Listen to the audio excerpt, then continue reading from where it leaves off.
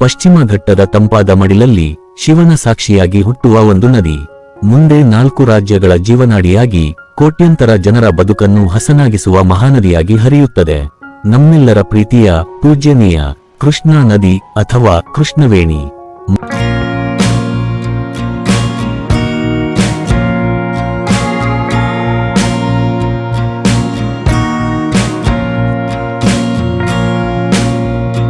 ಮಹಾರಾಷ್ಟ್ರದ ಮಹಾಬಲೇಶ್ವರದಲ್ಲಿ ಉಗಮಿಸುವ ಕೃಷ್ಣಾ ನದಿ ಸುಮಾರು 1400 ಕಿಲೋಮೀಟರ್ಗಳಷ್ಟು ದೂರ ಹರಿದು ಕೊನೆಗೆ ಆಂಧ್ರಪ್ರದೇಶದ ಹಂಸಲಾದಿವಿಯಲ್ಲಿ ಬಂಗಾಳಕೊಲ್ಲಿಯನ್ನು ಸೇರುತ್ತದೆ. ಈ ಮಹಾನ್ ಪಯಣದಲ್ಲಿ ಅವಳು ಒಬ್ಬಂಟಿಯಾಗಿ ಹರಿಯುವುದಿಲ್ಲ. ತನ್ನ ಮಕ್ಕಳಂತಿರುವ ಅನೇಕ ಉಪನದಿಗಳನ್ನು ತನ್ನೊಡಲಲ್ಲಿ ಸೇರಿಸಿಕೊಂಡು ಮಹಾನದಿಯಾಗುತ್ತಾಳೆ.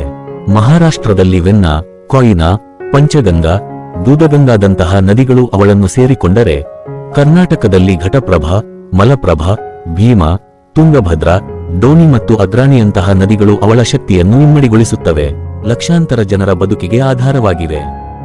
ಆದರೆ ಈ ಪವಿತ್ರ ನದಿಯ ಮಡಿಲಲ್ಲೇ 1 ದಶಕಗಳ ಹೋರಾಟ, ರಾಜಕೀಯ ಸಂಘರ್ಷ ಮತ್ತು ಕೋಟ್ಯಂತರ ಜನರ ಬದುಕಿನ ಪ್ರಶ್ನೆ ಅಡಗಿದೆ. ಅದುವೇ ಆಲಮಟ್ಟಿ ಡ್ಯಾಂನ ಎತ್ತರದ ಹಿಂದಿನ ಹಕ್ಕಿನ ಹೋರಾಟದ ಕಥೆ.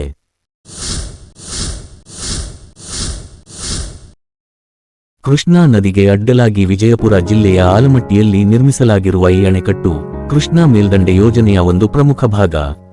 ಇದರ ಮುಖ್ಯ ಉದ್ದೇಶ ಉತ್ತರ ಕರ್ನಾಟಕದ ಲಕ್ಷಾಂತರ ಹೆಕ್ಟೇರ್ ಒಣಭೂಮಿಗೆ ನೀರುಣಿಸಿ ರೈತರ ಬದುಕನ್ನು ಹಸನು ಮಾಡುವುದು. ಪ್ರಸ್ತುತ ಈ ಡ್ಯಾಂನ ಎತ್ತರ ಸಮುದ್ರ ಮಟ್ಟದಿಂದ 519.6 ಮೀಟರ್ ಇದೆ. ಆದರೆ ಕರ್ನಾಟಕದ ಬೇಡಿಕೆ 524,246 ಮೀಟರ್ ಏರಿಸಬೇಕು ಎಂಬುದು. ಕೇವಲ 5 ಮೀಟರ್ ಎತ್ತರ ಹೆಚ್ಚಿಸುವ ಈ ವಿಷಯ ಕಳೆದ 20 ವರ್ಷಗಳಿಂದ ಕರ್ನಾಟಕ, ಆಂಧ್ರಪ್ರದೇಶ ಮತ್ತು ತೆಲಂಗಾಣ ರಾಜ್ಯಗಳ ನಡುವೆ ದೊಡ್ಡ ವಿವಾದಕ್ಕೆ ಕಾರಣವಾಗಿದೆ. ಕರ್ನಾಟಕದ ವಾದ ಬಹಳ ಸ್ಪಷ್ಟವಾಗಿದೆ.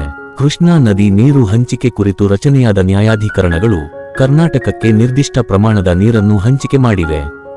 ನಮ್ಮ ಪಾಲಿನ ನೀರನ್ನು ಸಂಪೂರ್ಣವಾಗಿ ಬಳಸಿಕೊಳ್ಳಬೇಕೆಂದರೆ ಅದನ್ನು ಸಂಗ್ರಹಿಸಲು ಡ್ಯಾಂನ ಎತ್ತರವನ್ನು ಹೆಚ್ಚಿಸುವುದು ಅನಿವಾರ್ಯ. ಈ ಯೋಜನೆಯಿಂದ ವಿಜಯಪುರ, ಬಾಗಲಕೋಟೆ, ಕಲಬುರಗಿ, ಯಾದಗಿರಿ ಮತ್ತು ರಾಯಚೂರು ಜಿಲ್ಲೆಗಳ ಸುಮಾರು 6 ಲಕ್ಷ ಹೆಕ್ಟೇರ್ಗೂ ಹೆಚ್ಚು ಜಮೀನಿಗೆ ನೀರಾವರಿ ಸೌಲಭ್ಯ ಸಿಗುತ್ತದೆ. ಇದು ಈ ಭಾಗದ ರೈತರ ಪಾಲಿಗೆ ಸಂಜೀವಿನಿಯಾಗಿದೆ.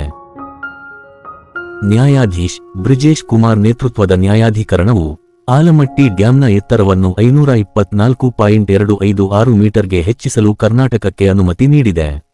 ಇದು ನಮ್ಮ ಕಾನೂನಾತ್ಮಕ ಹಕ್ಕು. ಹಾಗಾದರೆ ಆಂಧ್ರಪ್ರದೇಶ ಮತ್ತು ತೆಲಂಗಾಣ ರಾಜ್ಯಗಳು ಇದಕ್ಕೆ ವಿರೋಧ ವ್ಯಕ್ತಪಡಿಸುತ್ತಿರುವುದೇಕೆ? ಕರ್ನಾಟಕವು ಡ್ಯಾಂನ ಎತ್ತರವನ್ನು ಹೆಚ್ಚಿಸಿದರೆ ಮಳೆಗಾಲದಲ್ಲಿ ಅಪಾರ ಪ್ರಮಾಣದ ನೀರನ್ನು ಹೊರಬಿಟ್ಟಾಗ ತಮ್ಮ ರಾಜ್ಯದ ನದಿ ತೀರದ ಪ್ರದೇಶಗಳು ಮುಳುಗಡೆಯಾಗುತ್ತವೆ ಎಂಬುದು ಅವರ ಪ್ರಮುಖ ಆತಂಕ. ಡ್ಯಾಂನ ಎತ್ತರ ಹೆಚ್ಚಾದರೆ ಬೇಸಿಗೆಯಲ್ಲಿ ತಮಗೆ ಸಿಗಬೇಕಾದ ನೀರಿನ ಪ್ರಮಾಣ ಕಡಿಮೆಯಾಗುತ್ತದೆ ಎಂಬುದು ಅವರ ಇನ್ನೊಂದು ವಾದ. ನ್ಯಾಯಾಧಿಕರಣವು ಕರ್ನಾಟಕದ ಪರವಾಗಿ ತೀರ್ಪು ನೀಡಿದ್ದರೂ ನೆರೆ ರಾಜ್ಯಗಳು ಇದನ್ನು ಸುಪ್ರೀಂ ಕೋರ್ಟ್ನಲ್ಲಿ ಪ್ರಶ್ನಿಸಿವೆ. ರಾಜಕೀಯ ಇಚ್ಛಾಶಕ್ತಿಯ ಕೊರತೆ ಮತ್ತು ಕಾನೂನಿನ ತೊಡಕುಗಳಿಂದಾಗಿ ಈ ಯೋಜನೆಗೆ ಗೆಜೆಟ್ ನೋಟಿಫಿಕೇಶನ್ ಅಧಿಕೃತವಾಗಿ ಜಾರಿ ಆಗಿಲ್ಲ. ಸ್ನೇಹಿತರೆ, ಈ ರಾಜ್ಯಗಳ ಜಗಳದ ನಡುವೆ ತಾಯಿಯಂತೆ ನಮ್ಮನ್ನು ಪೋಷಿಸುತ್ತಿರುವ ಕೃಷ್ಣೆಯೇ ನಲುಗಿ ಹೋಗುತ್ತಿದ್ದಾಳೆ.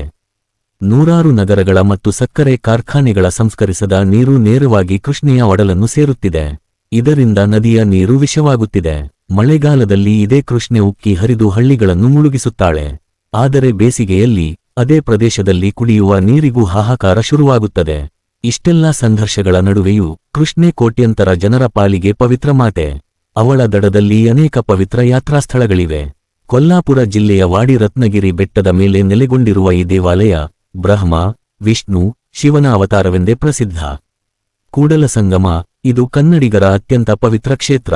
ಇಲ್ಲಿ ಕೃಷ್ಣಾ ಮತ್ತು ಮಲಪ್ರಭಾ ನದಿಗಳು ಸಂಗಮವಾಗುತ್ತವೆ. ಇದು 12ನೇ ಶತಮಾನದ ಮಹಾನ್ ಸಮಾಜ ಸುಧಾರಕ ಬಸವಣ್ಣನವರ ಆಯ್ಕೆ ಸ್ಥಳ.